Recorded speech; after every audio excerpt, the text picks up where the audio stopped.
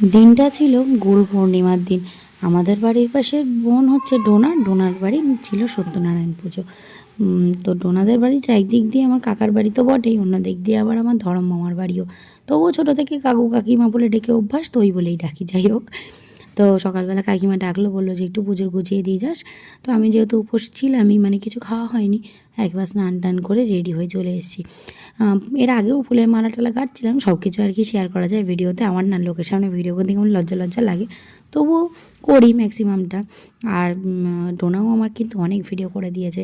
এই যে এদিকে দেখতে হচ্ছে নামের দলে শিখেছে, এই যে সবাই নাম করছে, আর ওদিকে আমি কিন্তু লুচি ভাজছিলাম। আর এই ভিডিওগুলো কিন্তু ডোনাই আমাকে করে দিয়েছে।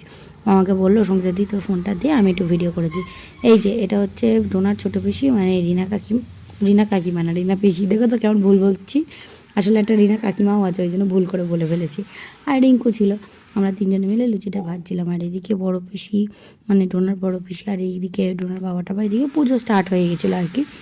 তো ব্রাহ্মণ পুজোয় বসে গেছিলো, সেটাও ডোনা একটু শেয়ার করে দিল। পুরো ভিডিওটা কিন্তু ডোনাই করেছে। তারপর ওদিকে আমি কাজ কমপ্লিট করে এসে আমিও একটু ভিডিও শ্যুট করে নিলাম। তো এই দেখো পুজো এদিকে চলছে, আর এদিকে ডোনার মাটা সবাই আছে, সবাই এখানে বসে আছে। আমি একটু বাড়িতে যাব, কারণ সোনাকে নিয়ে আসিনি। মানে যেহেতু পুজোর গোছাচ্ছিলাম, তো ওকে আনলেও দুষ্টুমি করবো বলে আর আনিনি। এই একটুখানি পুজো দেখে চলে যাব বাড়ি, গিয়ে ওদিকে সোনাকে রেডি করে নিয়ে চলে আসব। তো সোনাকে রেডি করে এনে আবার অঞ্জলি টঞ্জলি দেওয়াও হয়ে গেছে, তোমাদের সঙ্গে সেসব শেয়ার করা হয়নি। এদিকে এখন হচ্ছে আরতি। তো যেহেতু এই সামনে জায়গাটা তো সরু, তো এখানে সবাই আর কি কীর্তন করছিল, তাই জন্য আর আমি যাইনি সামনের দিক দিয়ে, ধার দিয়ে একটুখানি তোমাদেরকে দেখিয়ে দিলাম এখানে আরতি চলছে। আর ডোনাও খুব কাজে ব্যস্ত, বাড়িতে একটা পুজো বলে কথা। আর এই দেখো আমাদের মোস্তানি এসে গেছে, একদম রেডি সেডি হয়ে ওর মোস্তানি করতে শুরু করে দিয়েছে। যেখানেই যাবে মোস্তানি ওর করা চাই, মোস্তানি না করলে ওর একদমই হয় না। যাই হোক, ওদিকে হোমও হয়ে গেল, তারপর আর কি খেতে বসে পড়লাম, কারণ সব কমপ্লিট হয়ে গেছে। তো এখানে এই যে কুহুর না খুব শরীর খারাপ, জানো তো, মেয়েটা এত ভোগে, ভীষণ খারাপ লাগে। আর শরীরকে তো আবার দুই না দেখালে হয় না, মানে ক্যামেরা অন করলে দুইও দেখাবে।